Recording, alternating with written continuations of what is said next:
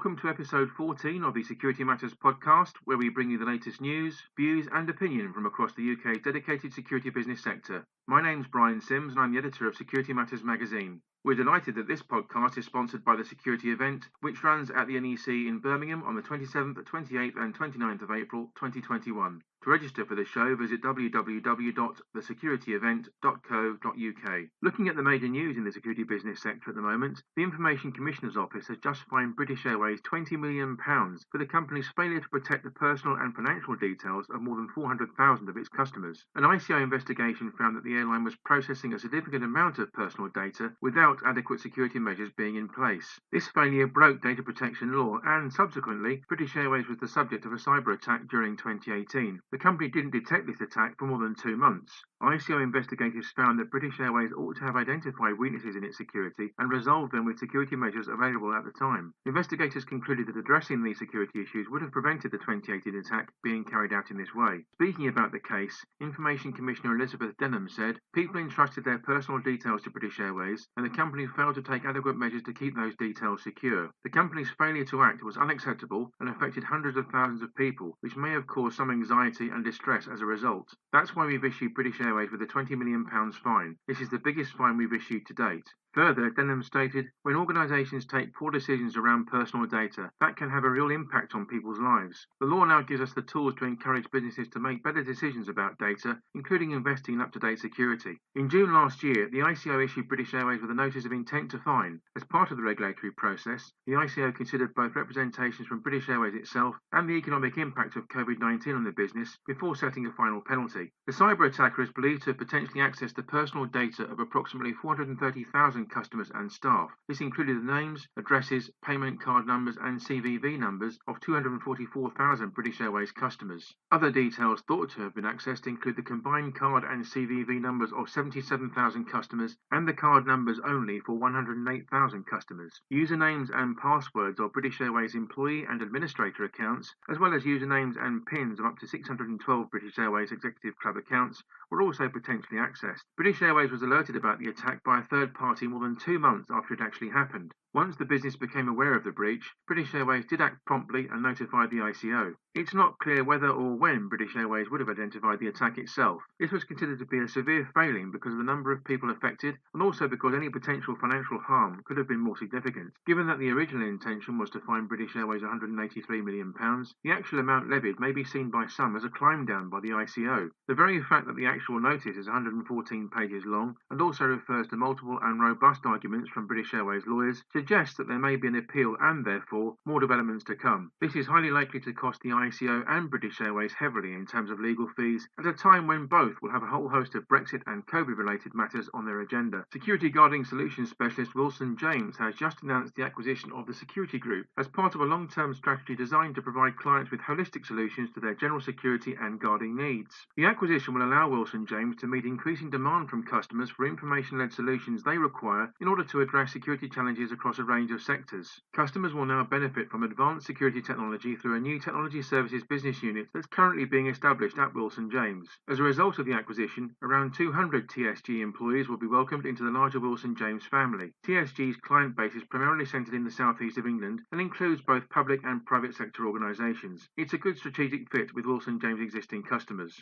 TSG's existing security guarding operations will now be managed by Barry Dawson, recently appointed Managing Director for Security at Wilson James, while technology will fall under the remit of James Bauer-Mine, the company's new head of technology. Speaking about the deal, Gemma Quirk, newly appointed as Chief Operating Officer at Wilson James, has noted, "The acquisition of TSG will allow Wilson James to provide greater value to its clients through a combination of consultancy, technology and skilled people. We very much look forward to welcoming TSG's clients and employees to the business." In the wake of the deal, Wilson James and TSG customers will see no interruption to the high levels of service they currently experience. Longer term, both sets of customers stand to gain as TSG is integrated into the Wilson James organisation, synergies are duly identified and sources of greater customer value are then created. Previously the company's Managing Director for Security and Aviation, Gemma Quirk is now responsible for overseeing the company's growth strategy, implementing new corporate initiatives, strengthening strategic partnerships and also ensuring that Wilson James remains resilient and agile as the company expands. In her 2 decades of working for the business, Quirk has gained considerable insight into the needs of customers in a diverse array of vertical sectors and environments. She will use this experience to full effect as she oversees operational functions and the integration of all service lines for the organisation. There's going to be a distinct emphasis on technology innovation and a partnership approach when it comes to service provision. Reporting to and working closely with CEO Mark Dobson, Quirk will promote the advantages of Wilson James' offer. This includes the company's risk advisory service, which itself is designed to facilitate transformational change through a solutions-led approach that integrates human skills and expertise with technology, thereby allowing the company to deliver the most appropriate combination of services.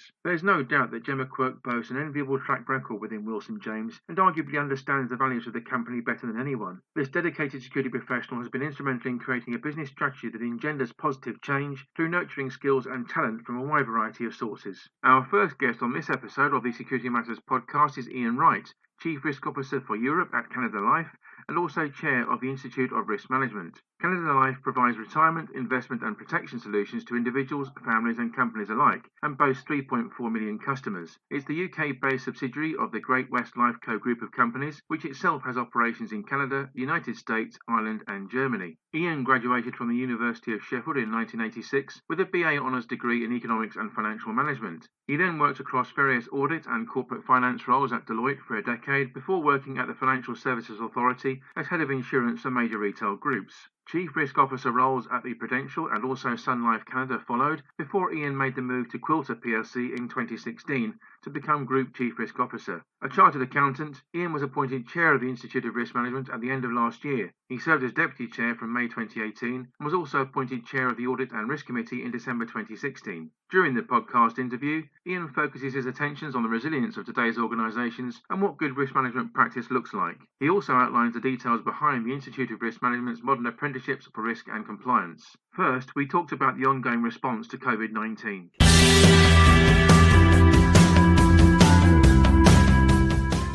When it comes to business preparedness and the ongoing response to COVID-19, Iain, what could and should be the role of risk management, do you feel? Yeah, thanks, Brian. It's an interesting one. And one of the roles, I think, of risk management is to look back at what has happened and see what you can learn. So maybe I can answer that by thinking through what I saw sort of unfold through the COVID instance. And even before COVID became an issue. We carried out, as the Institute of Risk Management, we carried out a survey of about 1,000 risk managers in the early days of COVID, and that showed that many firms had pandemic on their risk register, but about a third didn't. And even those that had pandemic on their risk register, that didn't mean they were prepared. So about a fifth of the companies and the organisations that had identified pandemic as a potential risk hadn't actually done anything to prepare about it. So I think the first thing that risk managers are responsible for is to make sure that an organisation is looking at the potential risks that it faces, and secondly, that it does something about those. Now, it doesn't mean that you have to spend a huge fortune putting absolute mitigations in place, but you're ready to react should those incidents occur. The second learning that I would see is, by and large, organisations leverage their business continuity management practices in the early days, and those kicked in with some refinement for COVID, because clearly COVID was an unusual business continuity incidents, not least in the extent of it and also the time elapsed as COVID unfolded. So I think the second role of risk managers is to challenge the existing processes that organisations have in place, for example, business continuity, and think a bit widely and say, if something really bad happens, do we have the right processes to actually manage those?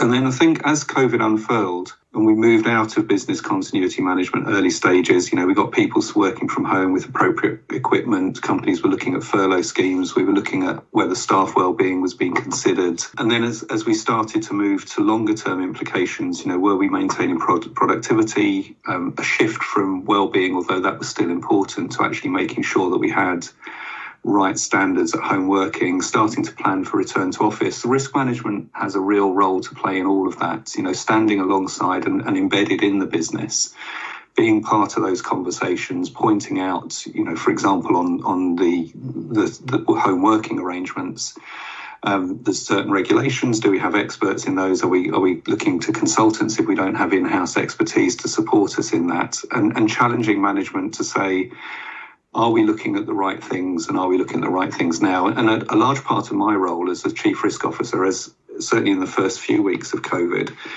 was trying to be the one that sort of looked ahead saying to management, this phase is not going to last forever. Are we thinking about what we would do when we get to the next phase? Now, that's not predicting what it's going to be, but saying, okay, we've got everybody working from home, or we're working on getting everybody working from home. What's the next phase? So are we ready to actually bring them back if we need to? Are we looking after them? And I think, as I say, risk managers need to be involved in all stages of the response to an issue such as COVID. And those that were embedded already in the business, I think, found it easiest. And that came through in our survey where we looked at the importance of risk managers, that those that were already embedded in the business actually found it easier to make an impact on the businesses. So the final learning, I think, is make sure that you are close to the business. You're not seen as somebody that's sort of on the side doing maybe a reporting role, but you're embedded in the business. You understand the business activities, you understand the business operations, you understand the strategy of the business, and that will put you in the best place to then react when something like COVID happens. And how might today's organisations look to build resilience into their own operations? Yeah, resilience is a really it's a popular word at the moment. In financial services where I work, operational resilience has been something that regulators and the Bank of England have been talking about for a while and are imminently going to be bringing in some requirements around that. But I think COVID has given a real focus to organisations on resilience. But I think resilience for me is bigger than operational resilience. It starts with strategic resilience. And I think we've seen through COVID there's been real disruptive influence, and it's a really good discipline for organisations to look at what might disrupt their business. And typically that's been recently looking at online technology firms that might come in and disrupt the market, but that being over a relatively longish period of time, not a long period of time, but a longish period of time. And what we found with COVID is there's some huge disruptions to supply chain from an operational perspective, but also to business models. So if you're working in the hospitality or the travel or the provider of office space industries, there's some real questions to be asked there about, is our business model appropriate? And then on the other hand, the winners out of this, people like online retailers, warehouses, the disruptive influence has been really positive, and are they ready to react and grow their businesses in the way they need to? So I think in terms of organisations looking to build resilience, start with the strategy and look more widely at potential disruptive influences, things that might happen, whether it's competitors, whether it's regulators, whether it's fiscal response to the COVID crisis, some big issues that could impact on our business, and then look at what we need to do to build resilience. And then when you move to operational resilience, what could look to disrupt the operations of the business? So looking at your end-to-end processes, and that includes supply chains. And one of the big learnings out of COVID is huge early disruption to supply chains as companies retrenched, people couldn't move around. There were disruption to the movement of people and trade generally. But looking at the end-to-end processes and saying, if something happened to disrupt this, how can I carry on operating and providing a service to my customers? And can you tell us some of the detail around the Institute's recent announcement about modern apprenticeships for risk and compliance, Iain? Yeah, it's maybe I could put a bit of perspective, because it's not just a one-off thing that we've done. When you get to sort of my age, unfortunately, a lot of people in my generation who are senior risk professionals have sort of landed in risk. We haven't gone through a professional risk education.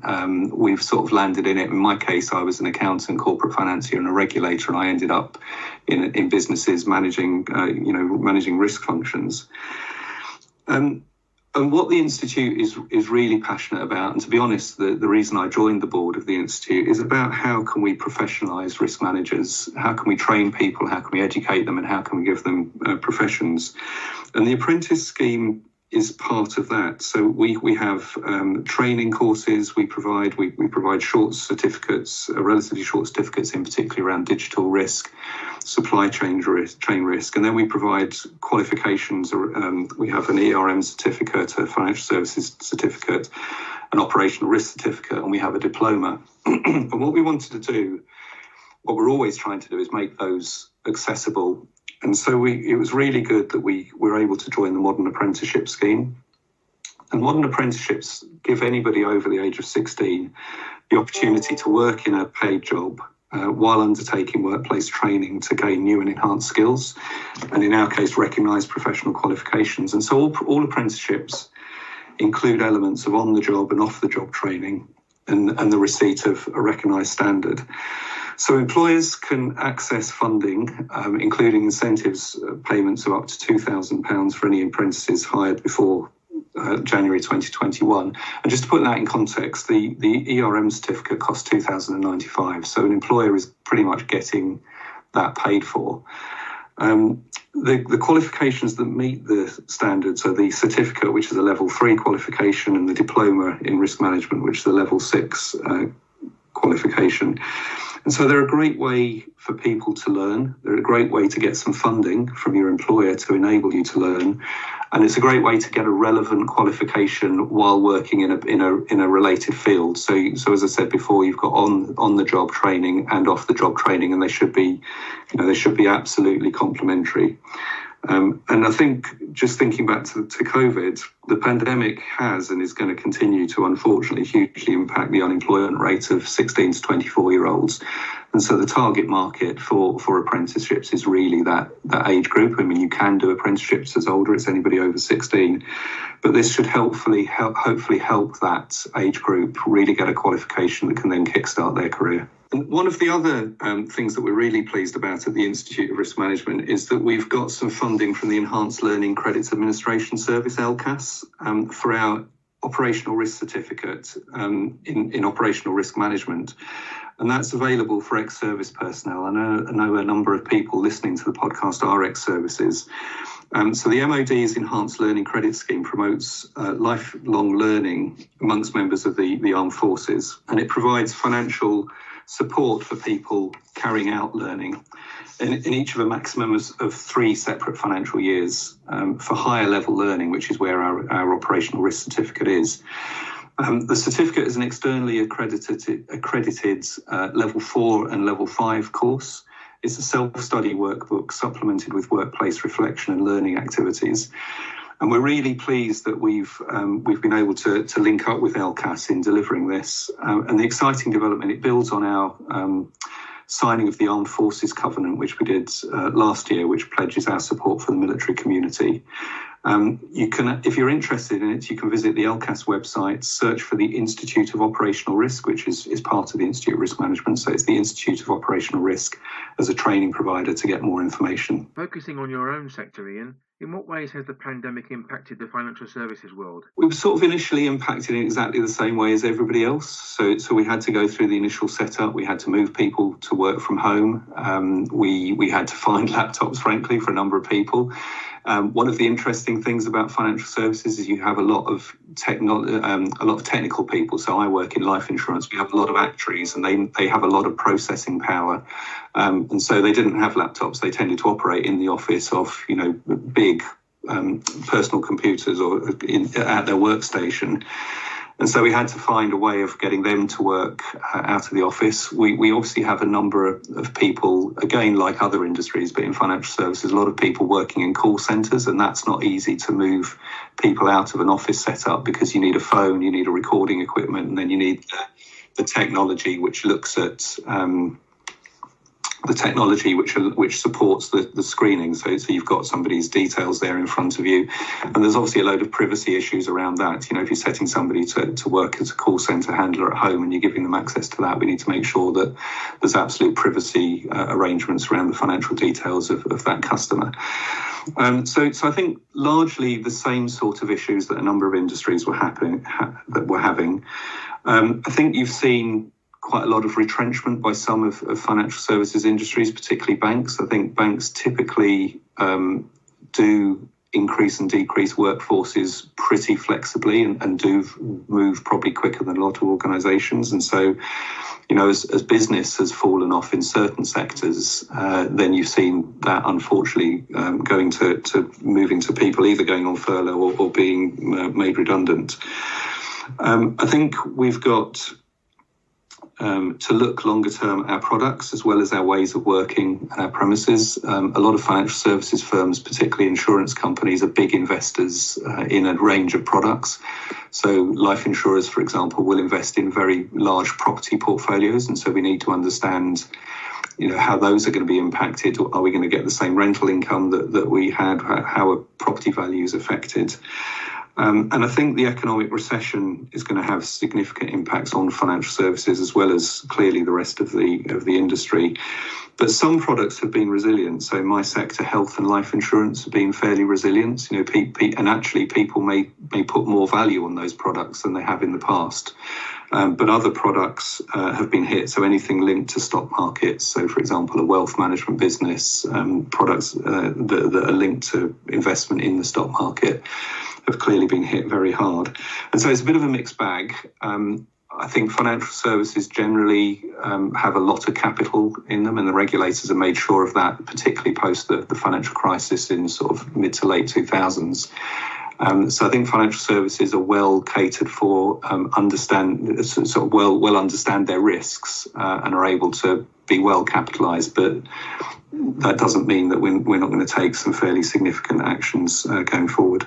Lastly, Iain, what do you believe good risk management looks like? And following on from that, what should companies be thinking about in their bid to assist with the economic recovery? I think at the heart of what good risk management looks like is a proper risk framework. And what I don't mean is go to a consultant and buy a picture that looks like a house or 4 pillars or a circle and try and put that in place. What a proper risk framework is something that assists the management of the business in making the right business decisions.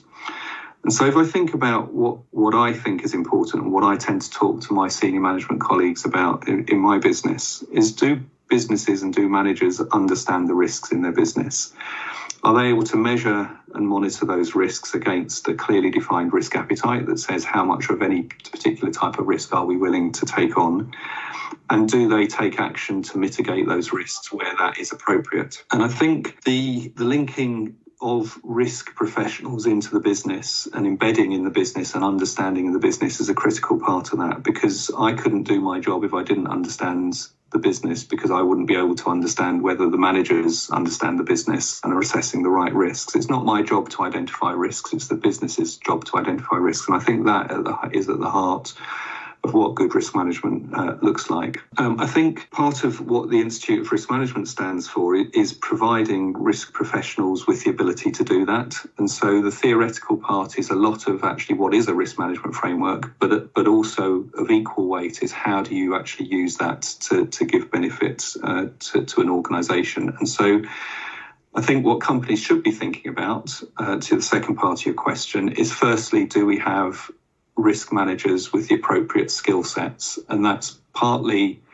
the way of thinking and are they able to embed themselves in the business, but partly, are these people keeping up with the latest developments in risk management? Have they got the right qualifications, for example, an Institute of Risk Management certificate or diploma, to enable them to understand the theory and put that into practice?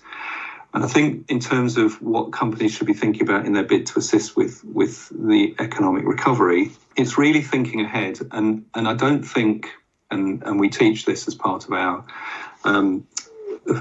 courses and qualifications, it's not just thinking about what might cause us a problem. So it's not the cause of the event that is necessarily the most important. It's actually what is the impact of that. So both are important, both parts of it, but to some extent, it's less important what the particular cause of a risk event is. It's what is the impact. So if you think about COVID, we are in a unique situation where businesses have effectively had to move people wholesale out of offices, make them work remotely, set them up to do that.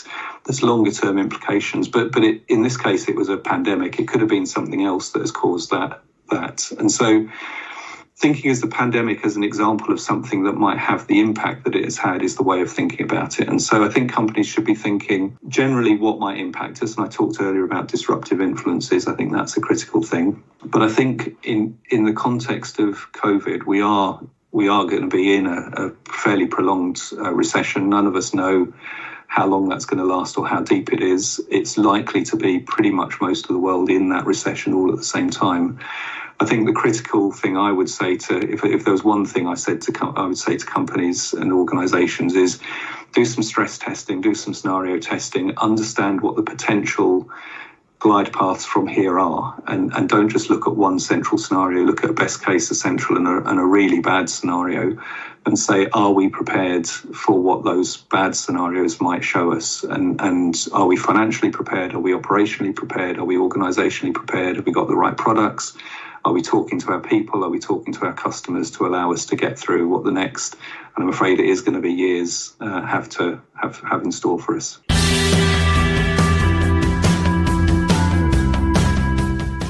Back to the latest news now, and the Defence Committee in Parliament has published a report entitled The Security of 5G that strongly suggests the development of 5G will increase the nation's dependency on mobile connectivity, in turn potentially opening up the UK to security risks such as espionage, sabotage or systems failure. The Defence Committee finds that there's currently a lack of global rules regulating international cyber attacks and puts forward the notion that the government should be working with allies to formulate a system purpose-designed to provide accountability for perpetrators. The UK's closest allies within the Five Eyes initiative originally embarked on a policy at odds with that of the UK, states the Defence Committee, the members of which also outline that the government should have considered the potential damage to key alliances, ultimately concluding that this alone is enough of a concern to begin removing Huawei from the UK's 5G network. The Defence Committee supports a proposal to form a D10 alliance consisting of 10 of the world's largest democracies in order to provide alternatives to Chinese technology and also actively combat the technology dominance of authoritarian states. According to the committee, the government must act swiftly and outline a joint 5G policy as soon as possible. Further, the Defence Committee states the government must continue to denounce and deter threats from adversarial states such as Russia and China. We are calling on the government to clarify why it's not deploying a cyber attack capability to deter aggressors. Worryingly, the Defence Committee also finds that the current regulatory situation for network security is, and I quote, outdated and unsatisfactory. The planned Telecom Security Bill is required to bring regulations up to date and allow the government to compel operators to act in the interest of security. The Defence Committee supports the UK government's goal of removing Huawei from the UK's 5G networks by 2027. However, the committee's members also note that developments could necessitate this date being moved forward, potentially to 2025, which could be considered economically feasible. The government should take necessary steps, states the committee, to minimise the delay and economic damage and consider providing compensation to operators if the 2027 deadline is moved forward. A clear conclusion from the Defence Committee's report is the fact that the UK vendor market for 5G kit isn't diverse enough. On that basis, the committee strongly urges that the government should work with mobile network operators to bring in new vendors to the UK. For example, Samsung and NEC. The Defence Committee's inquiry found clear evidence of collusion between Huawei and the Chinese state, which would appear to support the decision to remove them from the UK's networks.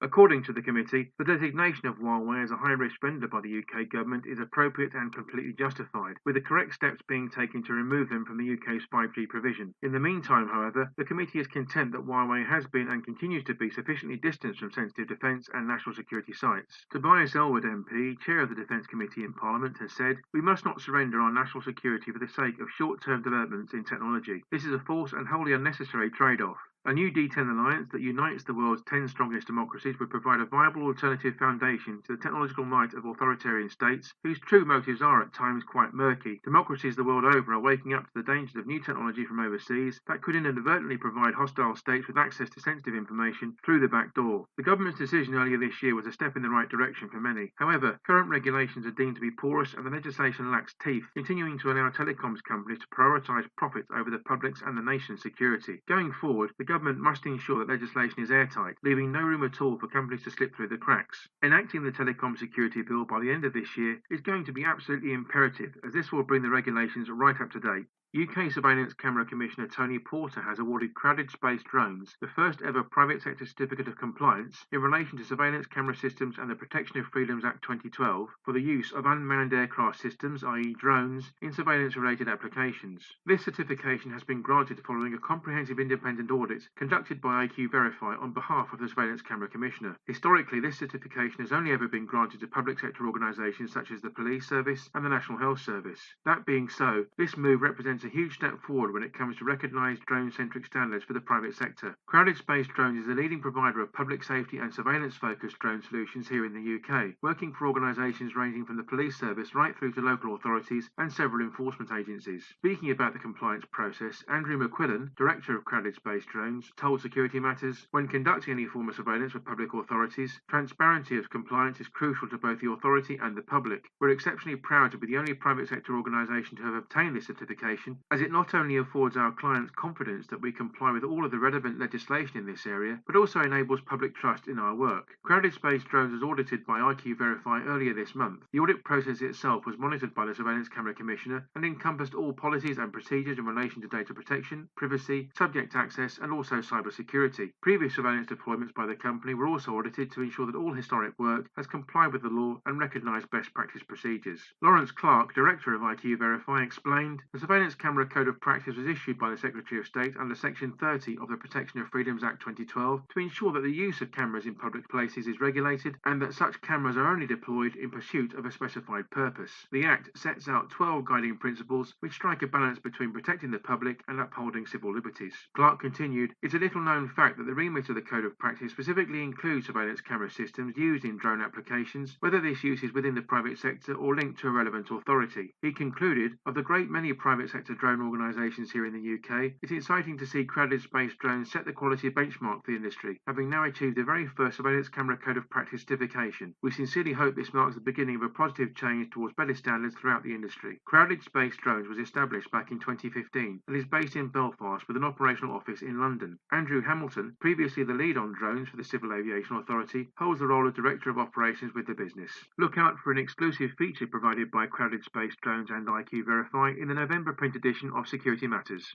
Our second guest on episode 14 is Jamie Allam, the CEO at St Albans-based Amthal Fire and Security. The company is a recognised specialist when it comes to the design, installation, commissioning and maintenance of integrated electronic fire and security solutions within the retail, commercial and public sector markets, as well as operating in the residential space. Graduating from the University of Hertfordshire in 2001 with an honours degree in Manufacturing Systems Engineering, Jamie joined Amthal Fire and Security in 2008 and spent 11 years as Commercial Director before becoming CEO in February of this year. Earlier this week, Jamie told me about the ways in which the ongoing COVID-19 pandemic has affected the security sector and what lessons are being learned. First, though, Jamie looks back on what's happened to date in Amthal Fire and Security's 20th anniversary year.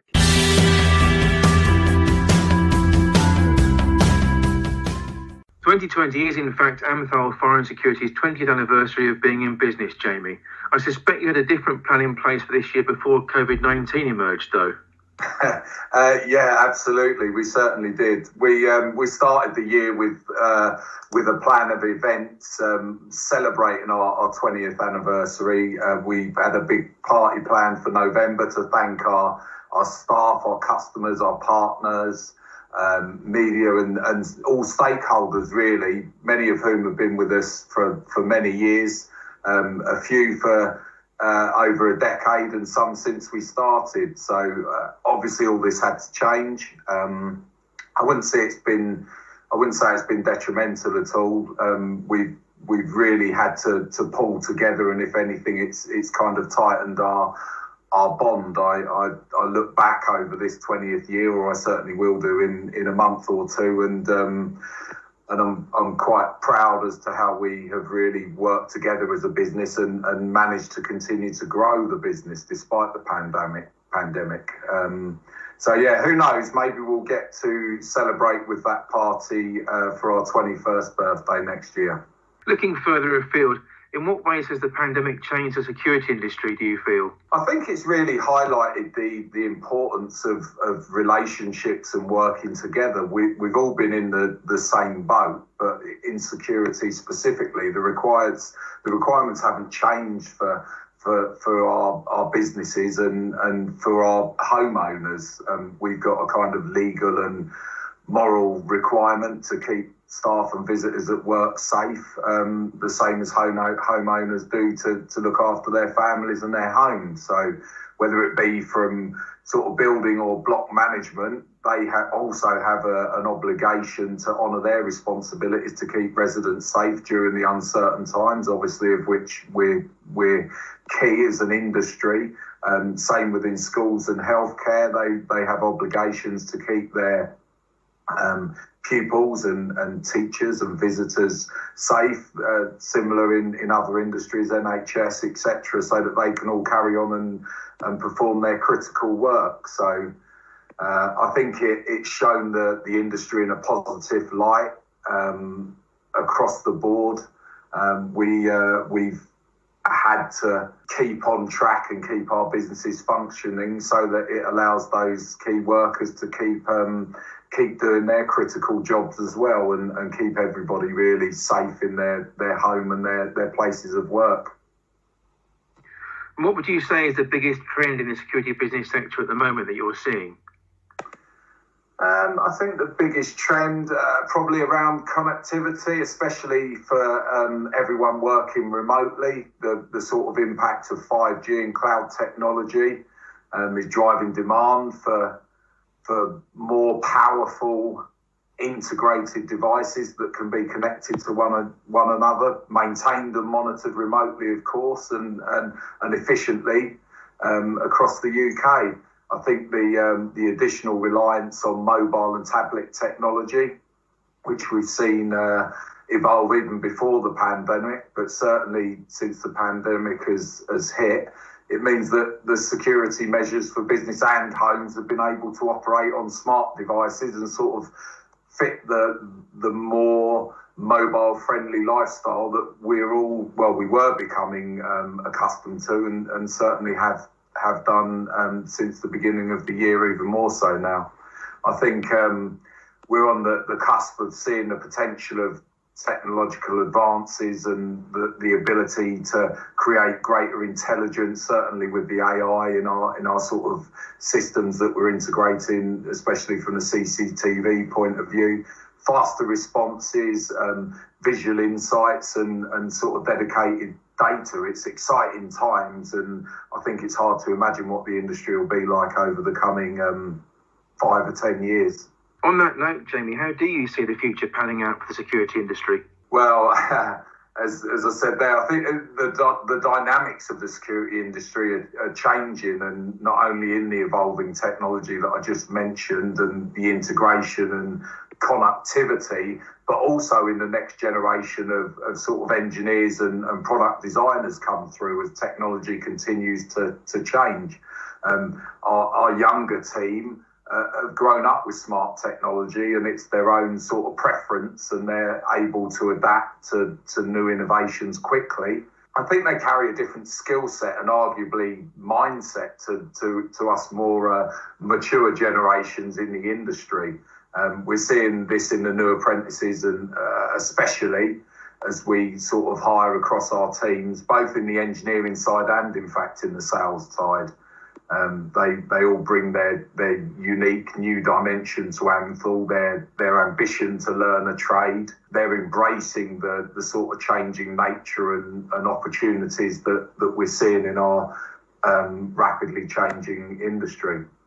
I think for the future of the industry, we need to embrace these new ideas and the new ideas that the younger generations are bringing, along with integrating and still calling on the more traditional core skills. I think that both parties, the old and the new, have both got a lot to bring to the table still, and it's how we integrate and learn from each other, which is key.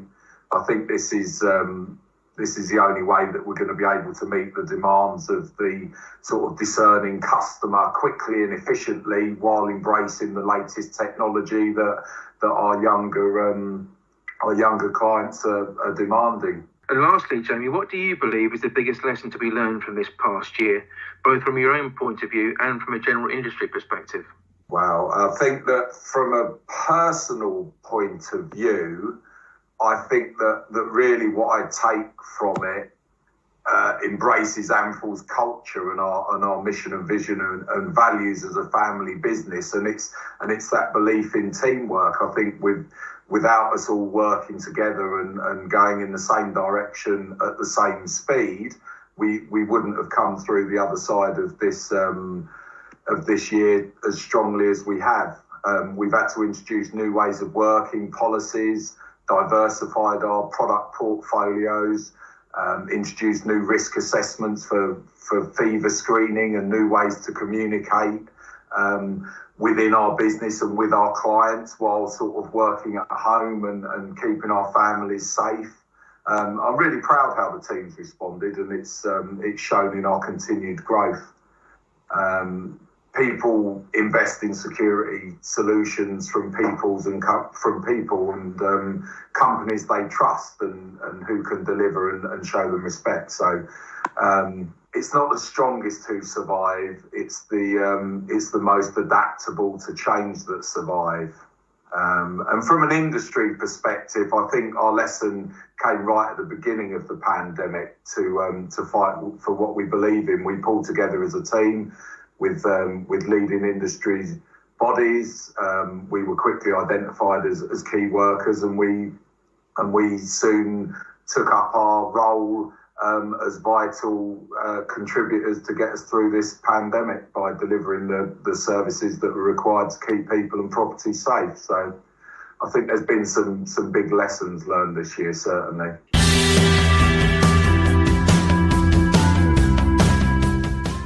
That brings us to the end of this latest edition of the Security Matters podcast. Many thanks indeed to Iain Wright of the Institute of Risk Management and also Jamie Allam from Amthal Fire and Security for their highly valued contributions. Many thanks also to our podcast sponsors, The Security Event. The Security Event runs at the NEC in Birmingham on the 27th, 28th and 29th of April 2021. To register for the show, visit www.thesecurityevent.co.uk. Don't forget to visit our website at www.fsmatters.com/security-matters, where you can view our podcasts and read the latest news and opinion from the security business sector. You can also access our dedicated features content and sign up to receive our weekly news bulletins. Please do contact us if there are any key themes or issues you would like us to explore on upcoming broadcasts. You can do so on Twitter by using the hashtag SecurityPod. On that note, do make sure you follow us on Twitter at WBMSecMatters. As a reminder, the Security Matters podcast is live to view every fortnight on Wednesdays. Please do like and share the content and spread the word among your industry colleagues. You can listen to the Security Matters podcast for free on iTunes, Spotify, YouTube or Podbean. To download the podcast on iTunes or Spotify, all you need to do is enter the term Security Matters into your chosen platform search box. We'll see you next time.